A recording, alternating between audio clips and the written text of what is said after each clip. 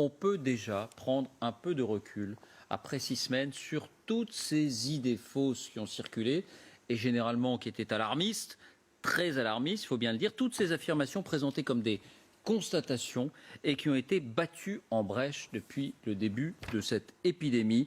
Oui, on voit le virus aujourd'hui sous un nouveau jour. De quoi parle-t-on? Voici les indispensables avec Fanny Veil. Bonsoir Fanny. Bonsoir David, bonsoir à tous. Alors vous avez listé quelques-unes de ces certitudes d'hier, et quand on dit hier, c'était il y a 6 semaines, qui n'en sont plus aujourd'hui. La première, le taux de létalité du virus, le taux de mortalité du virus, qui était présenté comme très élevé. Oui, on pensait au départ que ce virus était très meurtrier. Écoutez. Is a unique virus with unique features. This virus is not influenza. We are in uncharted territory. Il y a encore un mot à l'OMS, estimé à 3,5% le taux de létalité du virus, c'est-à-dire le taux de personnes contaminées qui vont en mourir. C'était plus de 10 fois le taux de létalité de la grippe, 0,3%. Mais aujourd'hui, au vu des dernières études, l'estimation n'a plus rien à voir. D'après l'Institut Pasteur, ce taux ne serait en réalité que de 0,53% et ça change beaucoup de choses. Évidemment, ça change effectivement beaucoup de choses. Deuxième certitude, et là on revient un peu à la conversation qu'on avait tout à l'heure, les enfants seraient particulièrement contaminateurs. Oui, c'est effectivement ce que l'on pensait, David, jusqu'au président de la République d'ailleurs, et c'est aussi ce qui avait justifié la fermeture des écoles.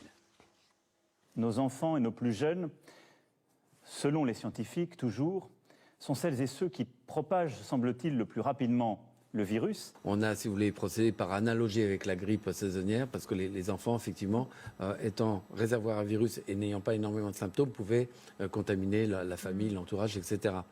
Eh bien finalement, les dernières études arrivent à la conclusion inverse. D'abord, une étude réalisée en partie par Santé publique France, publiée dans une revue américaine la semaine dernière, qui revient sur le cas d'un enfant de 9 ans testé positif en Haute-Savoie au Contamine Montjoie, l'un des premiers clusters en France. D'après l'étude, avant d'être testé positif, cet enfant aurait continué à fréquenter 3 écoles et un ski club. Au total, 172 personnes.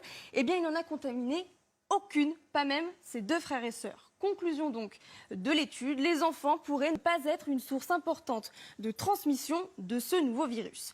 Une autre étude confirme ce diagnostic. Elle a été menée cette fois par l'Institut Pasteur à Crépy-en-Valois dans l'Oise, le premier foyer épidémique français. Conclusion, 41% de l'ensemble du personnel, les professeurs mais aussi les élèves du lycée ont été contaminés par le virus.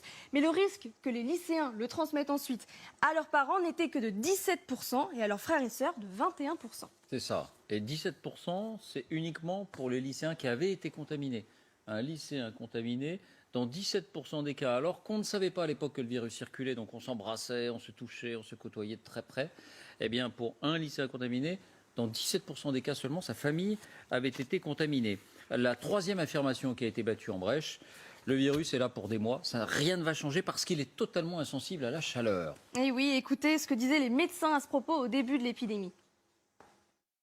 We do not know yet what the activity or the behaviour of this virus will be in different climatic conditions. And it's a false hope to say, yes, it will just disappear in the summertime like influenza. Et aujourd'hui, d'après les médecins, le virus pourrait disparaître avec la hausse des températures. Une étude américaine affirme qu'il serait sensible non seulement à la chaleur, mais aussi au soleil. Exemple, si le virus est présent sur une poignée de porte, qu'il fait entre 21 et 24 degrés, avec 20% d'humidité, le virus perd la moitié de sa puissance au bout de 18 heures. Si maintenant l'humidité est plus forte, si elle passe à 80%, il ne lui faudra que 6 heures. C'est donc 3 fois moins. Et la différence d'ailleurs entre les situations dans l'hémisphère nord et dans l'hémisphère sud semble confirmer cela.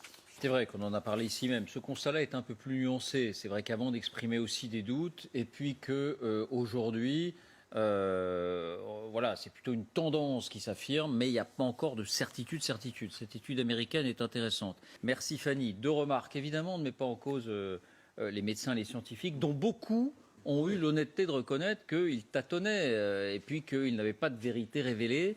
Deuxième remarque, il y a quand même un point commun, si on met de côté les masques, à toutes ces affirmations qui ont été démenties. Vous voyez lequel?